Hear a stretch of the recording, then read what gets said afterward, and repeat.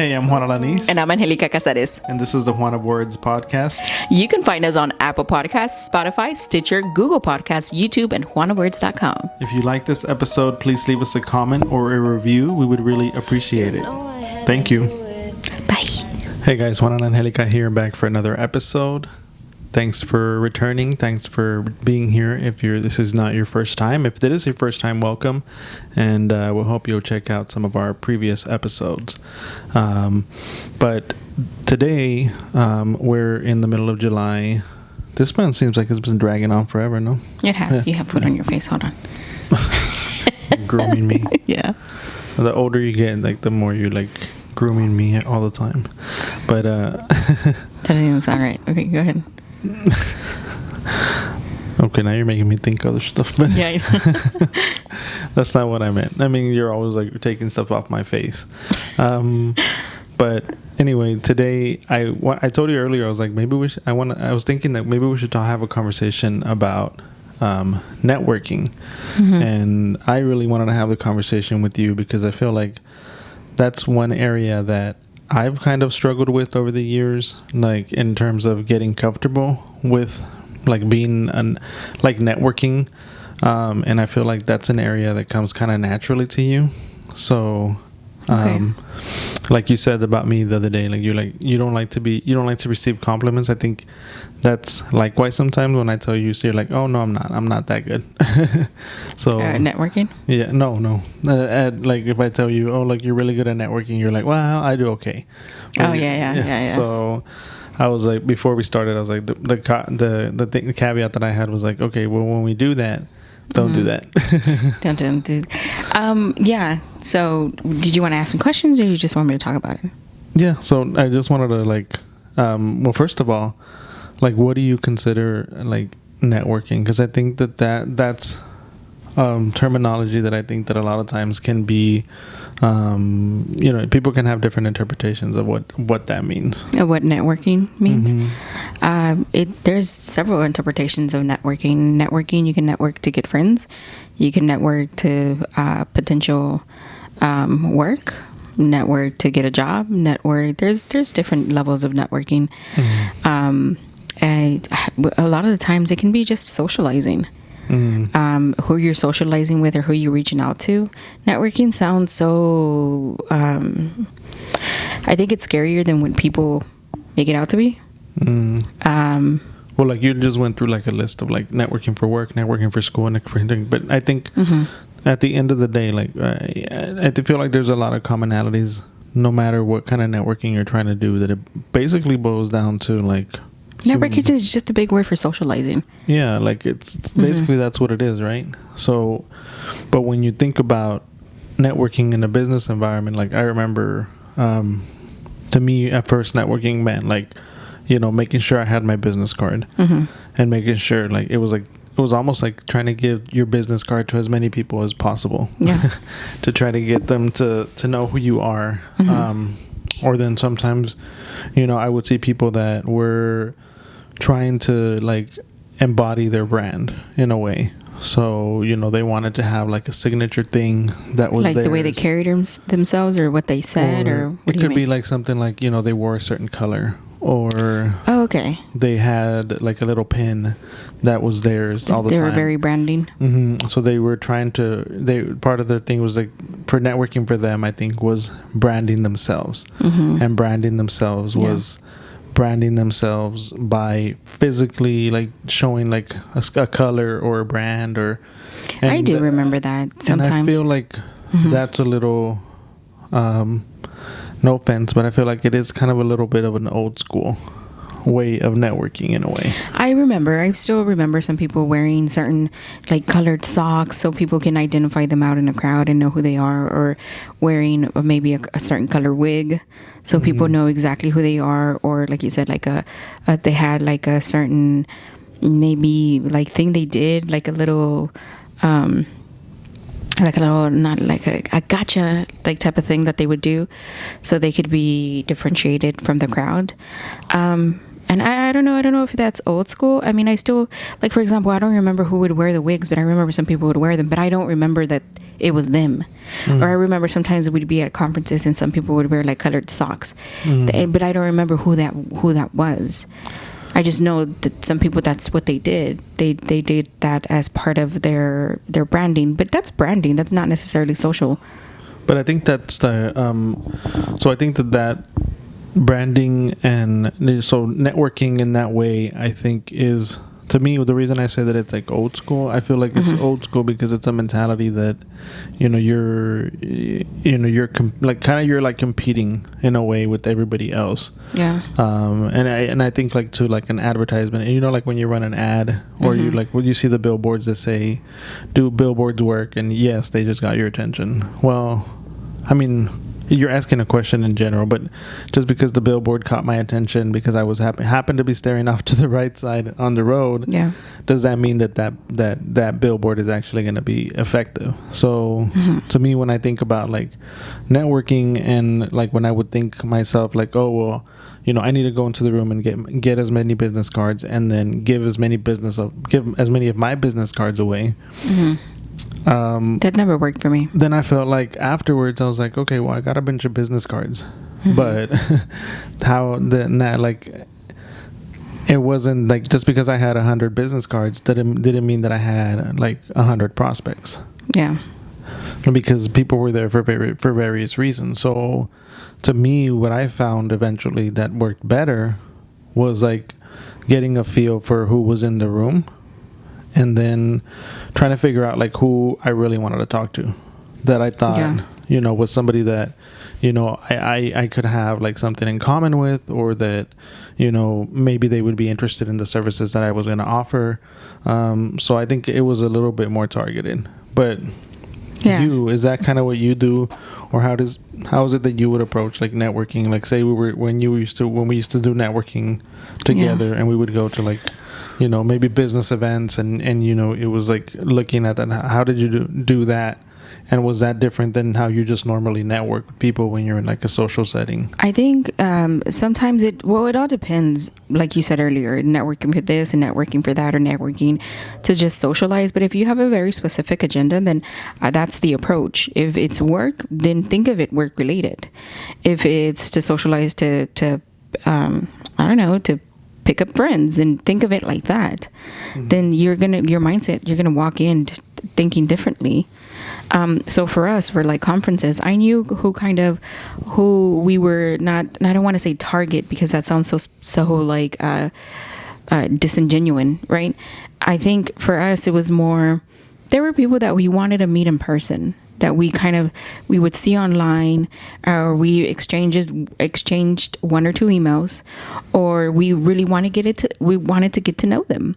And I think that's the approach that we took every time. And I think every time I made an effort to, if I seen them, I would, first of all, they kind of want to meet you too, right? Because they know who you are, and it's nice to see familiar faces among the crowd. And so that was my advantage point, basically, was that I knew who I wanted to talk to, and everything else just so happened to be kind of butterscotch on my cake. It's a flavor I like, and it's what I enjoy. You know what I'm saying? And so all the other conversations, just people that I started to get to know from the ground up. Like it's very difficult sometimes, because a lot of people sometimes pay a lot of money to go to these conferences, right? And so you gotta get value out of it. You gotta, you're in there and you're like, I don't know anybody, I don't know this. So if you're going in with the expectation that you're gonna meet, nobody knows who you are. You don't know who anybody is, right? And you're walking in thinking you're gonna come out with like you said, 100 prospects. That might not be necessarily true. You have to do the homework first. You have to, if you're doing something, you're there for a specific reason. So you're there to see what companies might be there, who is going to attend. There's a lot of chitter chatter behind the scenes as to like who's going, what's taking place.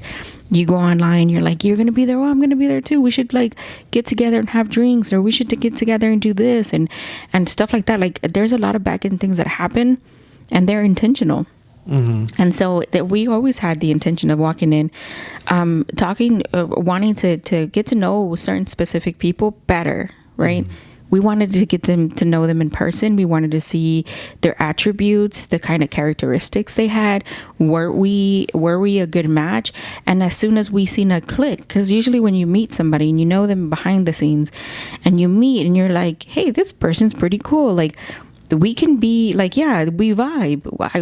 We would love to work with you. I hope you would love to work with us. Or hopefully you see there's something, there's more to us than an online personality. And I think that's part of my approach in networking. That's always been my approach in networking. I did try the sense of like meet everybody and try to get to know everybody, right? For example, there was a certain brand at a certain conference and everybody wanted to get to know them. Well, and it was like, quick. So a lot of times I remember that we did walk into we would walk into settings where we were like when you brought up the example of conferences, but I think like I remember in conferences, and I think also like in actual like networking events here locally, like where we would go. And you and I would say to each other like, okay, well, I'm gonna go and I'm gonna talk to this person, or I'm going in because I want to meet this person, or this is the person that I have in mind that I want to meet. This is my intention. And when I like if I can go and meet that person and that's the only person I have a conversation with, I'm cool with that. Yeah. Because I know that was the connection I was hoping to make. And I think that like that's a little bit more. There's more thought behind that, I think, when you're going in there and networking that in that way, because then you kind of have a plan for yourself. So, maybe it doesn't work out because sometimes when you go to these things, mind you, don't let that be that only thing that you do there. And don't get so set on the plan, because sometimes you might have the plan. You might go to a panel and you might say, you know what, I'm going to speak to that. I'm going to have a conversation with that speaker. Yeah, there's afterwards. a panelist that I want to talk to. But then as soon as they're done, they may not have time to speak, or they may there may be a big line of people, and they may get tired and say, you know what, I got to go, guys. I'm sorry. Yeah. So, just because that happens, it doesn't mean that it should be like, oh man, like I didn't get to do what I wanted to do. Yeah. So now the day is like over and like my plan is out and I can't network anymore. No, I mean, I think you have to be flexible. Yeah. If it's meant to be, it's going to meant to be. So I've told you before, right? And I've always had this theory that if it's going to happen, it's going to happen. And I've told you this plenty of times where I was like, we seen a panelist and all of a sudden I became very intrigued by somebody on that panel. And I was like, I want to get to know them. Like, I have them here now. I at least want to say hi and introduce myself. So when I go online, I am not reintroducing myself from scratch. They know who I am. They know I am digging who they are, and I want to get to know them. And sometimes when they finish a panel, everybody runs up there and starts talking to them. Yeah. And I've tried that a few times and it just doesn't work out. And I know that when panelists are done, they are going to get inundated. They're maybe they were nervous and they're not going to remember everybody and everything and the conversations they have afterwards. So what ends up happening for me is that I'm like, okay, I've set my eye on meeting this person, and I set the intention that I hope to run into them every time. And sometimes I'll just miss them, but somehow, somewhere, I eventually meet them, whether that's like walking down like a hallway together and they're coming up on me. I'm like, hey, you were on so-and-so and you were on the panel yesterday. And, I start the conversation. There's nobody around. There's not going to be an interruption. And I can have a one-on-one conversation, take 2-3 minutes out of their time. I try not to hold on to them and be like, talk to me, and just really introduce myself and be like, hey, this is who I am. I liked what you said. I hear what you're doing. I'm following you and I'm vibing, basically. Okay. So, you're a good networker, but would you say that you've always been a good networker, like over the years, like when you was that something that you had to learn? I think socializing I've never been like the queen of socializing. I've just been an okay socializer person. But I think... But was there ever a time in your life when you weren't as comfortable socializing? Yes. Yeah, for networking for business. Oh, okay. That's when I was like, I don't know, I'm not looking for friends. But like, any what other, am I doing? other type of socializing you were fine with all your life? Any other type of socializing, was I fine with it? Like relationships, like in general, like when you were like socializing with other people or trying to build a relationship with somebody or just trying to get to know somebody, or because I think that's the thing is like throughout our whole lives we're socializing. Yeah, we are. Always. You're at a store, you're talking to the cashier, you're passing by somebody, and some of us are more awkward than others when we're socializing. So like you're pretty natural. That's what I'm saying. Like was that something that you had to learn, or was that something that just came natural to you? I think a lot of my moods come across my face. They're just there. You can tell immediately when I am not into like I'm inviting. My face is either very inviting or not at all. And I practice that on purposely. When I'm in a good mood, and I am more than comfortable for people to come up and ask me questions, or for people to smile at me or me smile at people. Like I do that intentionally, and I look at people in their face. Like as they walk by, I look at them and I try to smile, you know. Or if I'm not in the mood and you're passing by and you're the person smiling, I look down and I'm like, I'm not even there. Like I don't want it to be bothered. But I notice that some people do that. Like people, you don't want them to look at you when they're coming. When I see them approaching me, like I've done that before, where I've seen somebody like they have a question and they look lost, and I'm like, I'm not the person. Don't come at me, please don't, because not today. I don't feel like it. I'm not in the mood. But there are times where you do look lost, and you look over to them and you're like, and you smile, and they're like, oh, it's comforting, right? It's inviting, and so they'll be like, hey, I'm kind of lost. Like, what do I do? And you're like, well, what are you looking to do? And that is a really good way to like meet somebody. So why do you think other people then struggle with networking, like, or with socializing in general? I think some people just are lost in their thoughts, and I think you have to be lost in you have to take away concentration when you're socializing. I think some people are very they're in like their space, right? You can tell they've created a bubble around them where they're not looking to, I don't know. It looks, I would hate to bother somebody when they don't want to be bothered, because I think the same way. Like if I look like I don't want to be bothered, it's probably because I don't want to be bothered. And so if you are constantly looking like you don't want to be bothered, people aren't going to bother you. And so it's not that people are awkward or people don't want to come up to you. It's just that, and you know, some people are just like approachable. That. Not that you don't seem approachable, but and that's okay. You know what? I'm not saying that this is wrong. No. That this is not a wrong thing to do. That's completely fine. Like because I do that sometimes, right? Like I just said. But if you look like you don't want to be there, the probability is that you don't want to be there. So would you approach somebody who looks like they don't want to be there?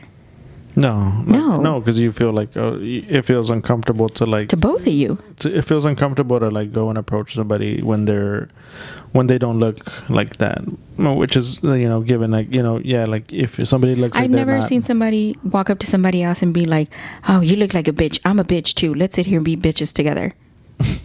I'm sorry, I'm so sorry that it sounds so direct like that, but I've never seen somebody do that. I've never seen somebody like approach somebody else and be like, you look mean, let's be mean together. Like that's not a thing. Maybe they don't say it like out loud, maybe they're thinking it. No, and you know what, and I've met some people who, when I wasn't in the mood, and I've gone, like usually this happens when I'm like at bars or we're like in social settings, like very close knit social settings, and it's being forced on you to like network, right? They invite you to specific places and specific things, right?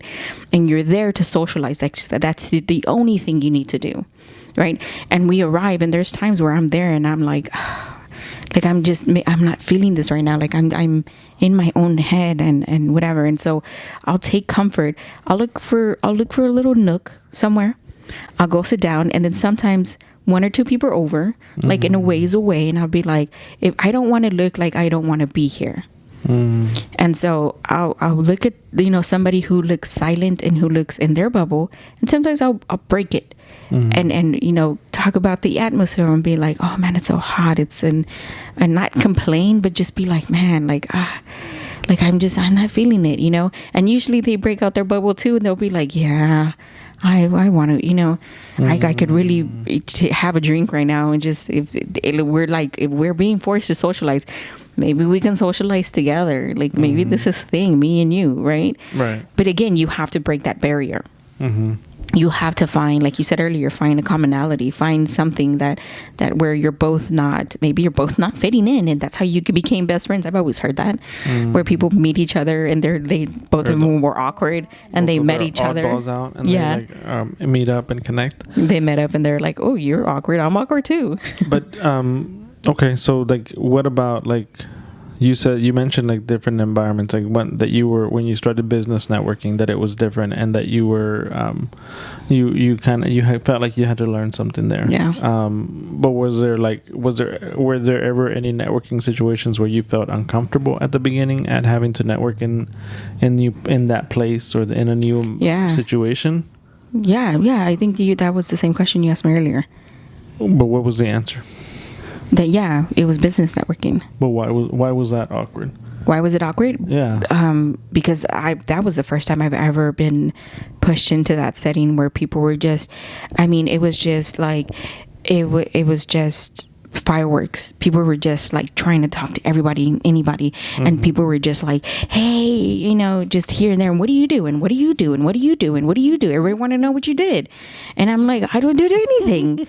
What do you mean? What do I do? What do you do? Who are you? What's your name? And they're like, what's your name? And where do you work? And how, and I was like, what the hell? And it was just too much. But the big thing that it was really off-putting about that experience is that as soon as people realized that you weren't somebody that they want, they moved on. Like they were like, oh, what do you do? And you would tell them, and it was like somebody that was doing the same thing you were, and they were like, okay. Nice to meet you. And they were like, walk off. And it was like, that was kind of rude. I was like, talk about making you feel uncomfortable. Yeah. Like if you were already like nervous about networking, and then all of a sudden people are like, oh, you're not who I want to talk to, and they like move on, and like I've learned that too. Like not even in a nice way. So I was like, man, like I know it's a dog eat dog world, like we said last time, but I was Jesus. like, you don't have to, like, it was very like obvious there. So Yeah, it was, and that the industry that we're in is very much like that. But I've learned what to do when that happens, like, because people want to know who you are, right? So, sometimes I've been caught up in moments where I'm talking to somebody specific, and they're with a specific brand, and it's all of them at one time, and we're just kind of standing around like talking to each other, and all of a sudden you see like people approaching because they want to talk to them, and you're like, oh, here it comes. And so people are like, oh, hi, my name is so and so. Oh, hi, my name is so and so. What's your name? What do you do? Right? They want to know exactly what you do with that brand, or what you do with that thing that they want to, that they have a goal, right? They're coming in with a goal, and they're like, oh, who are you? Oh, my name is. You're like, oh, what do you do? I am not the person. I don't say that, but I'm like, oh, nothing. I'm here. I'm with my husband. He's like, if I know that I'm not gonna if I'm not the person they want to approach, and the person they want to talk to is the person that I'm talking to, I've learned to step aside. I've been aggressive once, and I didn't like that. Well, you remember that? Yeah. But I remember, like, I mean, I don't want to like talk too much about brands and stuff like that. Like, so I'm thinking more like, if from the perspective of like, did you ever feel like, as a woman, as a minority, like, did you ever feel like uncomfortable in a networking situation? Did I ever feel? Yeah, when here at the chambers here in Houston, where it is male dominated. And sometimes, a lot of the times, the women in the room typically tend to be like the people who are either helping at the function, or helping at what's happening, or they're like lower level individuals. And so, like, administrative people. Yeah, they're either administrative, or they do something very specific with the company. They don't have a lot of say as to like who they hire and what they do and how the company is being run. They just kind of do the work. Okay. But yeah, so I've been in those settings also where it does feel like it was intimidating to be a woman, a minority, and within that group, within that space. And I trip over my words a lot. Not that I it's never but why intentional. Why do you think that you trip over your words like that? Like in that environment, increasing more than others?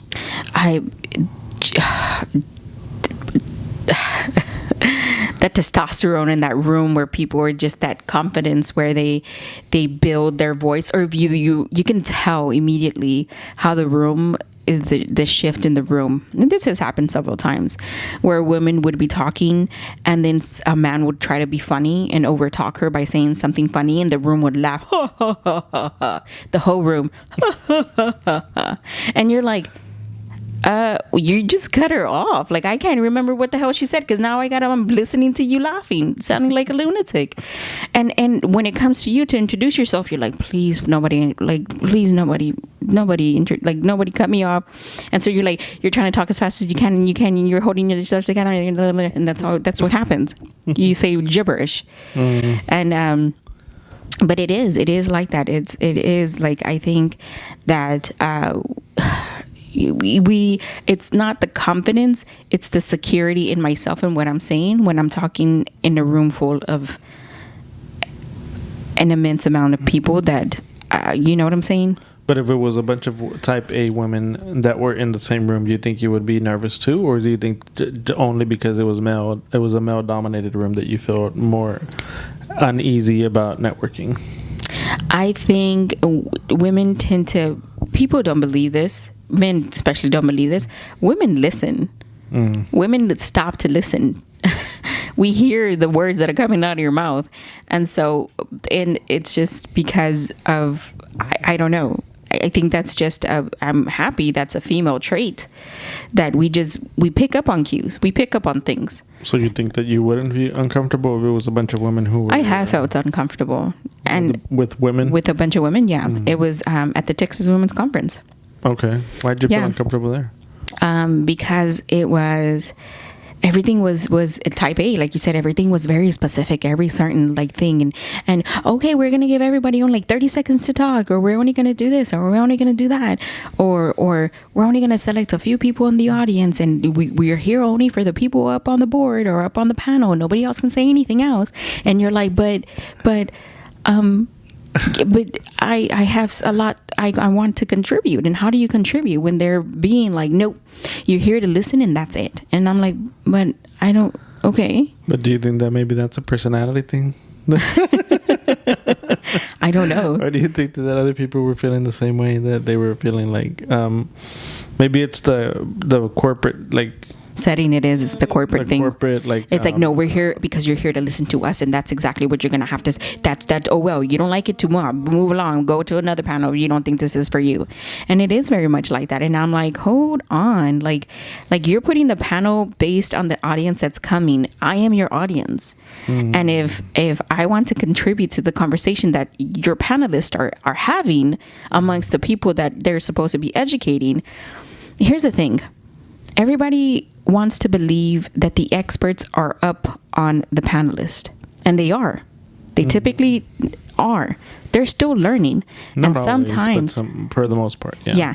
And sometimes the people in the audience can contribute without complaining either, without complaining, without being dismissive, without any of that. Sometimes there is actual topics that some audience members can have things to say.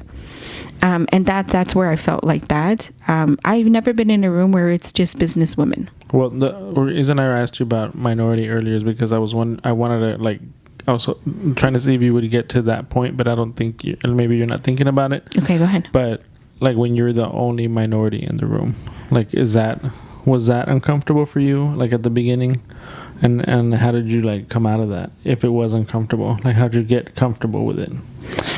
Being the only minority in the room, mm-hmm. It's still hard for me. It's still difficult for me to be the only minority in the room. Sometimes, this is, this about, because me and you do it, where we sometimes will like hang out with the staff We'll go to the back of the room and hang out with the staff because it doesn't look inviting, right? People, you'll get passed up. Like you see people shaking hands as people walk in, and they're like, "Hey, yeah," and then you're shaking hands, and you kind of walk in, and people are like, "I don't know where she's going or where she's coming from.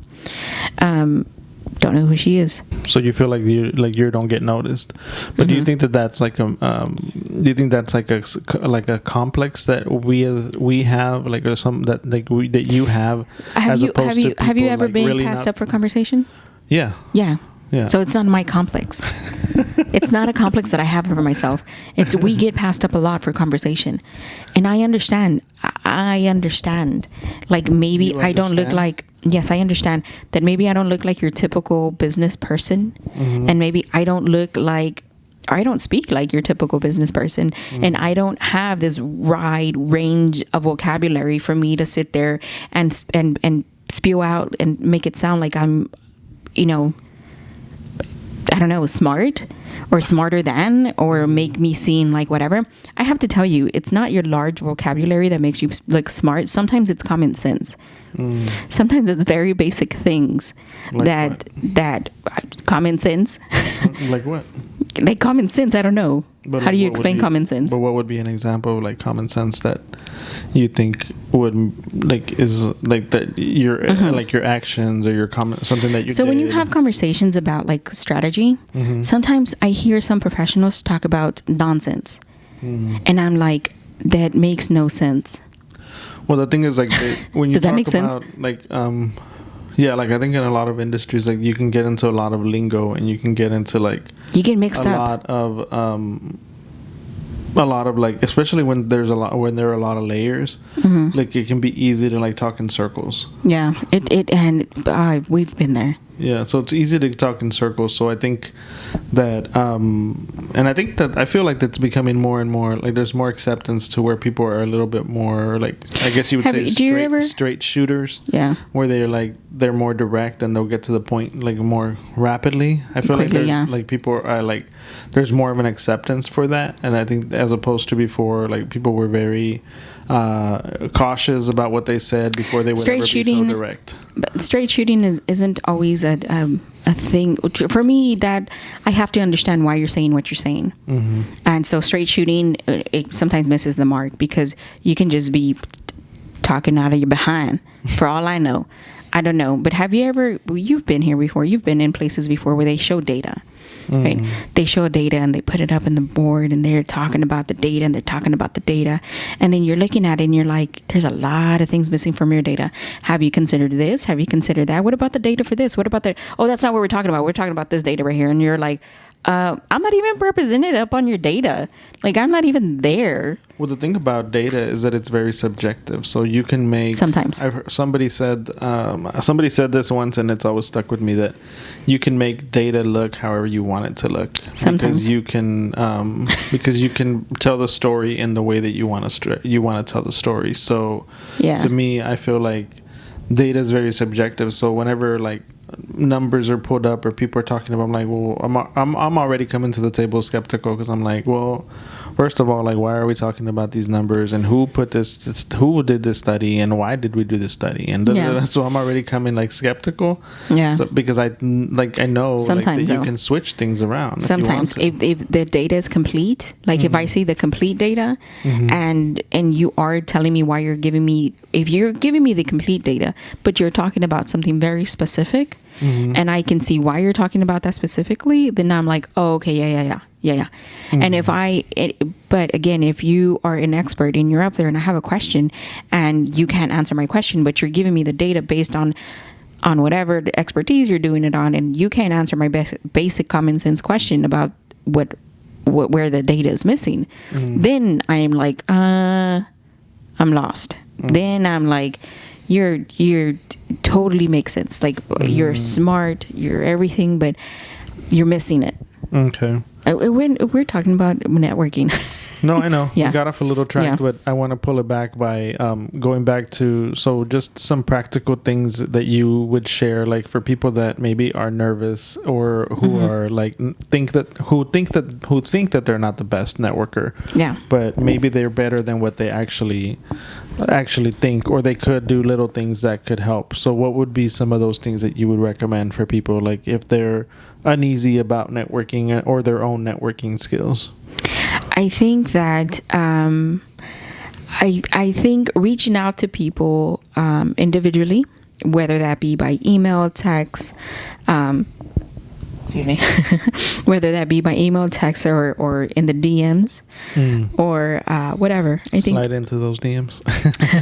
I think that that would be well, right now, because of everything that's happening, I think that's where you can begin, and then your social skills. So you can begin by individually, like individual, one-on-one? Individual conversation.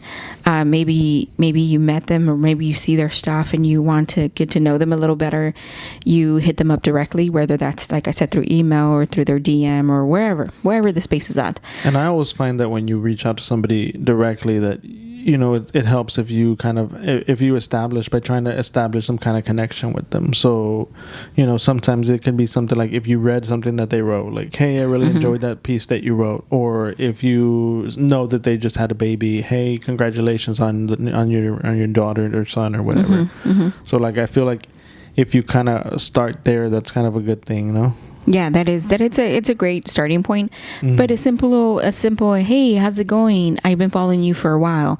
Or hey, I've seen that you did this. Or hey, I heard, I noticed, or maybe I heard, or I know somebody that knows somebody that told me about you. It's simple things like that would make a lot of sense. To establish a rapport. Yeah, you are. And then from there, I guess the socializing thing to do would be actually go onto social media and start socializing with them on there. To keep up with them and stuff like that, and keep. I don't know. Can you invite people to like a Zoom conversation now? Yeah, is that a thing? Invite people, yeah. Yeah. But okay, but that's like individual social media. But like in a networking environment, I know we're maybe who knows when we're gonna go to the next one. But for practice, when you're like to think about like, but in a networking environment, what would be the things that you would recommend for people? I'm sorry. Did I just make a weird noise? No, I don't think so. Okay.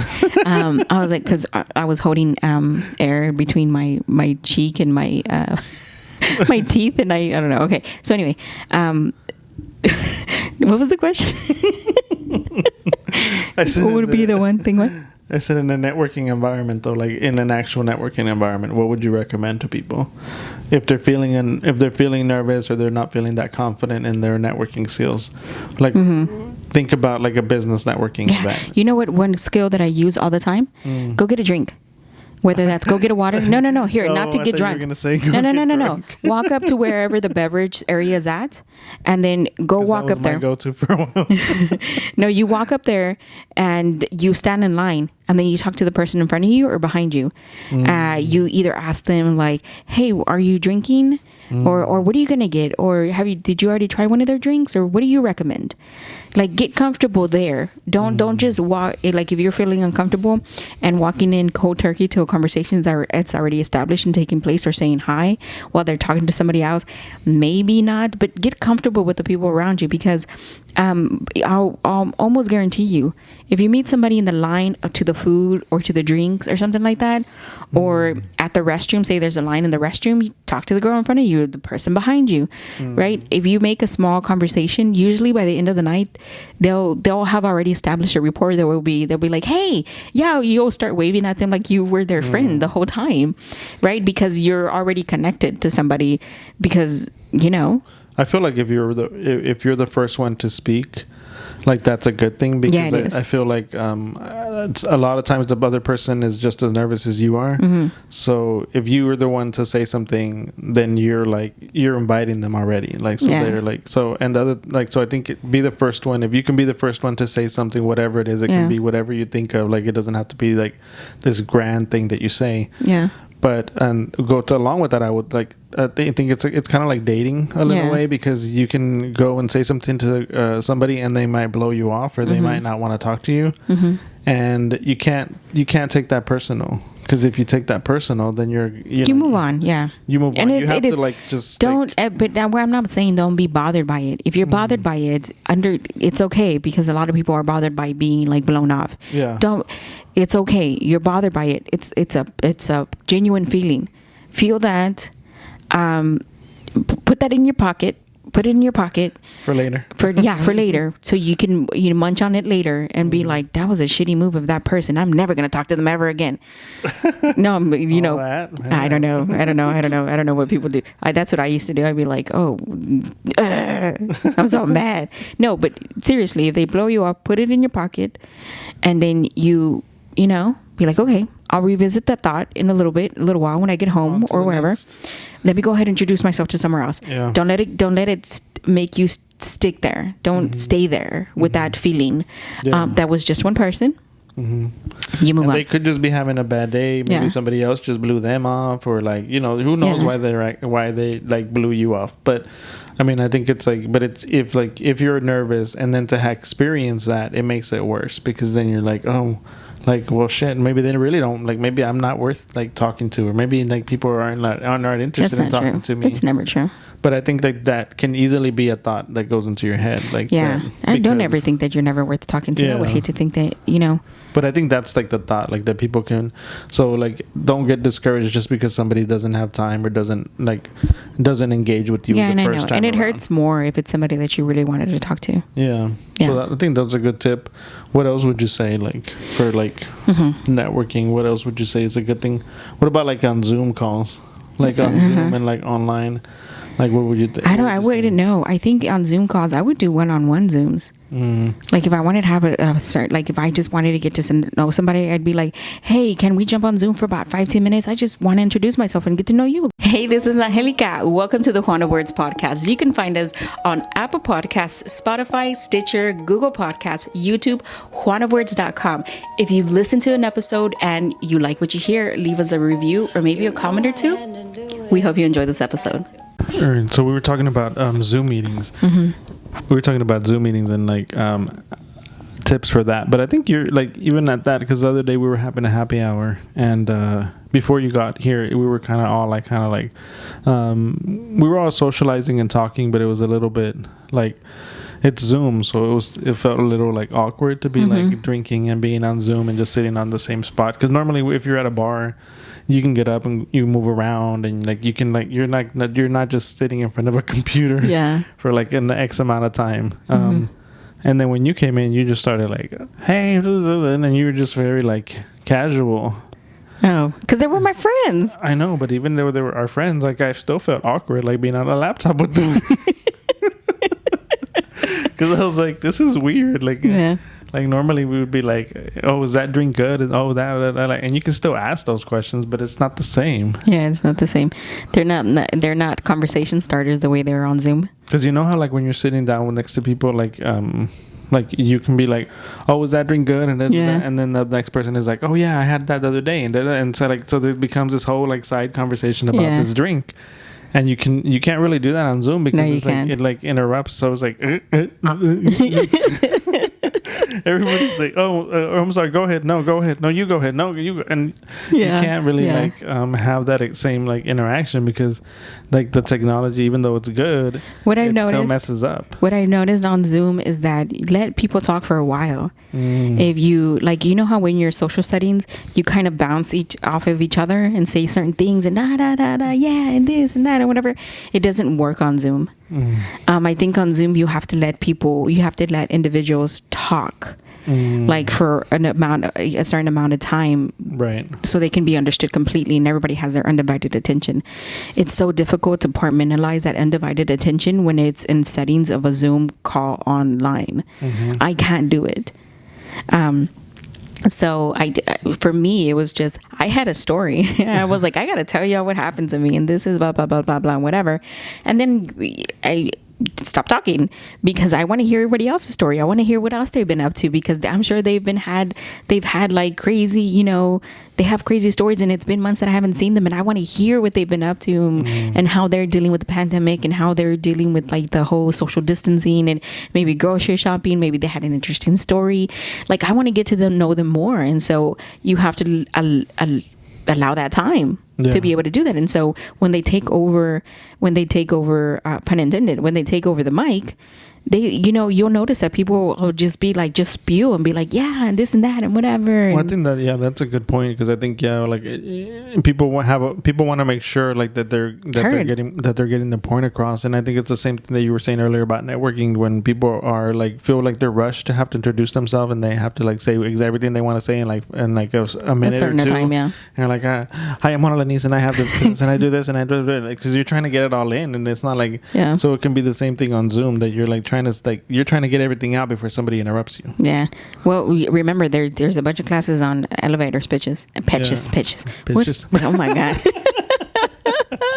Elevator pitches. Pitches. With the P, not with the B. Yeah. Oh my God, I can't believe I said that.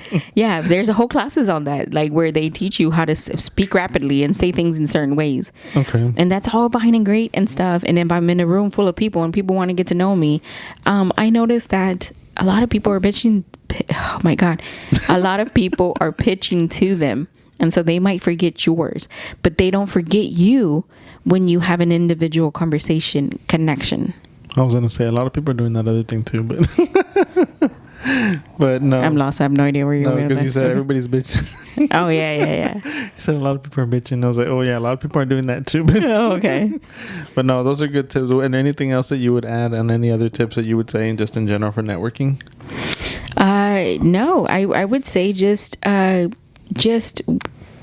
it's okay to be nervous when you're doing it. It's okay. You don't, every time when you go introduce yourself, you don't have to be calm and cool and collected. You also don't got to be drunk. All you got to just do it. Just do it. No, you just have to know that there's a purpose to what you're doing. And if you don't feel comfortable doing it at that moment, it's okay. You'll do it again next time.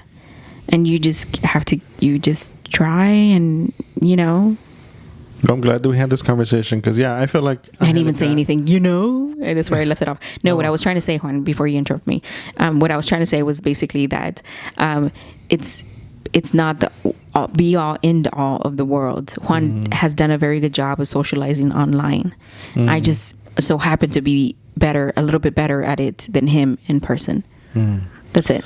But no, I mean, I think that's why I want to have this conversation, because I feel like you're a good networker, and you're likable, and people like to be around you. Don't say that. And I think people like to,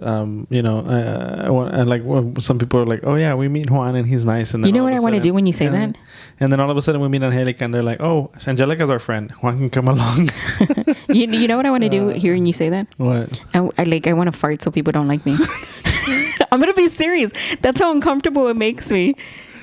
But see, this is why people like you, because you just say stuff like that.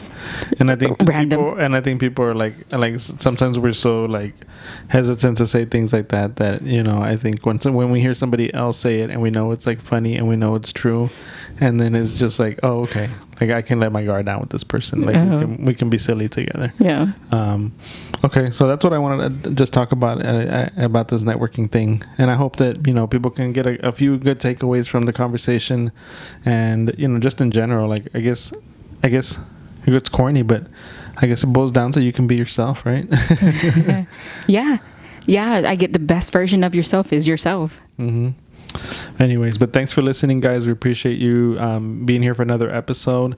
As always, you can find us on all the platforms on social media, and you can leave us a comment or leave us a rating and a review on Apple Podcasts. Oh, and a comment would be nice. Yeah, if you listen, leave us a rating and a review, and we really would appreciate it. But until next time, see you then. Bye. Bye-bye. I had to do it. Had to. You back up on your bullshit, don't belong to me. You acting all sleazy, I don't like what I see. I got all the game, don't get fucked in your brain. I can do you worse than you ever